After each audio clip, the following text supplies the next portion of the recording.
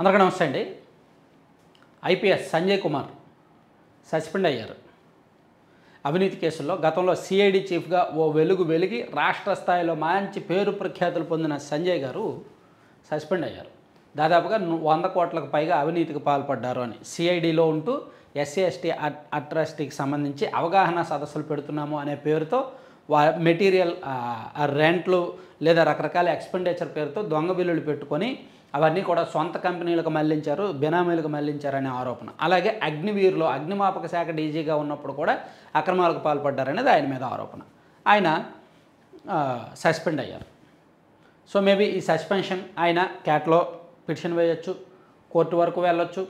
ఆ సస్పెన్షన్ చెల్లుద్దా లేదా అదంతా కూడా న్యాయపరమైన అంశాలు కోర్టులు చూసుకుంటాయి, క్యాట్ చూసుకుంటుంది. గతంలో ఏబీ వెంకటేశ్వరరావు గారిని వైసీపీ కూడా సస్పెండ్ చేసింది. ఆయన క్యాట్కి వెళ్ళారు, తనకు అనుకూలంగా తీర్పు వచ్చింది, అయినా సరే వైసీపీ పోస్టింగ్ ఇవ్వాలి. ఇక్కడ టీడీపీ ప్రభుత్వం అధికారంలోకి వచ్చిన 6 నెలల తర్వాత సంజయ్ గారి మీద చర్యలు తీసుకుంది. గతంలో వైసీపీ ప్రభుత్వం అధికారంలోకి వచ్చిన 4 రోజుల్లోనే ఏబీ వెంకటేశ్వరరావు గారిని సస్పెండ్ చేశారు. కానీ ఈ ప్రభుత్వం చాలా ఆచితూచి ఆధారాలన్నీ దొరికిన తర్వాత సంజయ్ గారిని పక్కన పెట్టింది. సో ఇది ఒక పాఠం. ఐపీఎస్ ఐఏఎస్ అధికారులకు ఇది ఒక పాఠం. పిల్లలను ఇప్పుడు ఉన్నత చదువులు చదివించాలి అని ప్రతి తల్లిదండ్రులు భావిస్తారు. ప్రతి మిడిల్ క్లాస్ తల్లిదండ్రులు కూడా ఖచ్చితంగా ఉన్నత చదువులు చదివించాలని భావిస్తారు. అంతెందుకు, మా ఇంట్లో మా అబ్బాయి కోరుకొండ సైనిక్ స్కూల్లో చదువుతున్నాడు.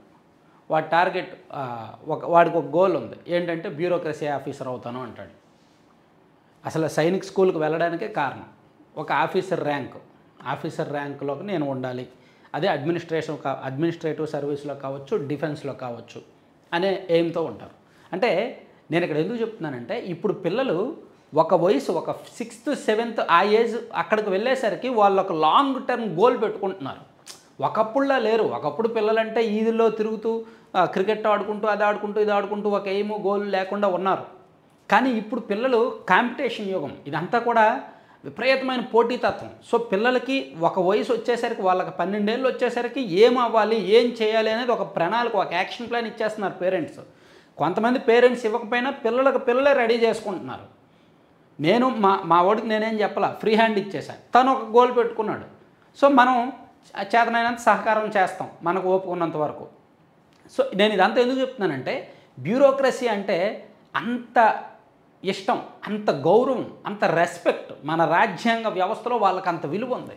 కానీ చూడండి, వాళ్ళ రాజకీయ నాయకులతో కలిసి పనిచేసి ఇప్పుడు ఈ వ్యవహారం నేను చెప్పాను అనుకోండి, పిల్లలకి, మనకు ముందు తరాలకి, మన పిల్లలకి ఎవరికైనా సరే ఈ కాంతిరాణా టాటా గారి గురించో, విశాల్ గున్ని గారి గురించో, సంజయ్ గారి గురించో సోకాల్డ్ చాలామంది అధికారులు ఈ 6 నెలల్లో చాలామంది సస్పెండ్ అయ్యారు. చాలామంది కుట్రపూరిత నేరాలకు పాల్పడ్డారు. ప్యూర్లీ ఒక పార్టీకి పూర్తిగా సపోర్ట్ చేశారు, ఒక పార్టీకి అమ్ముడు పోయినట్టు సపోర్ట్ చేశారు.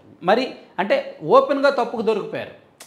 కొంతమంది తప్పులు కనిపెట్టాలంటే చాలా కష్టపడాలి, ఎంత వెతికినా వాళ్ళ తప్పులు దొరకవు. కానీ వైసీపీ అధికారంలో ఉన్నప్పుడు ప్రత్యేకత ఏంటంటే, చాలామంది ఐపీఎస్ అధికారులు, తిరుపతి జిల్లా ఎస్పీగా పనిచేసిన ఆయన, అలాగే గుంటూరు జిల్లా ఎస్పీగా పనిచేసిన అమ్మిరెడ్డి గారు, పరమేశ్వర రెడ్డి గారు, ప్లస్ పల్నాడు జిల్లా ఎస్పీగా పనిచేసిన ఆయన, ఇలా రాష్ట్ర వ్యాప్తంగా దాదాపుగా ఒక 10 మంది ఐపీఎస్ అధికారులు, ప్లస్ కొంతమంది కలెక్టర్లు కూడా మరీ కళ్ళు మూసుకుపోయి అసలు ఈ పూర్తిగా పాత్ర వేసేసి ఏకపక్షంగా పనిచేశారు. సో వాళ్ళు చేసిన పనులేంటి, వాళ్ళు చేసిన తప్పులేంటి అనేది ఈజీగా తెలిసిపోతుంది.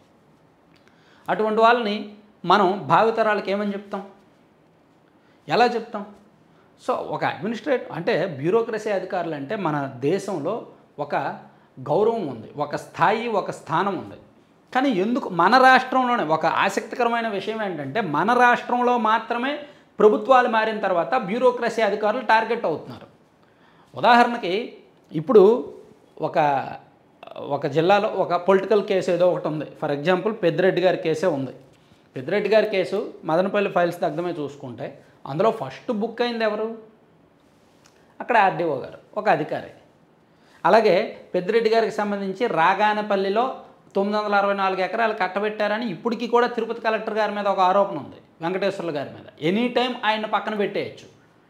ఆయన డిఫెన్స్లోనే ఉన్నారు, ఆత్మరక్షణలోనే ఉన్నారు. అలాగే ప్రభుత్వం మారిన తర్వాత 10 మంది ఐపీఎస్ అధికారులు సస్పెండ్ అయ్యారు. 10 మంది, ఒక 6 ఐఏఎస్ అధికారులకు పోస్టింగ్ ఇవ్వాలి.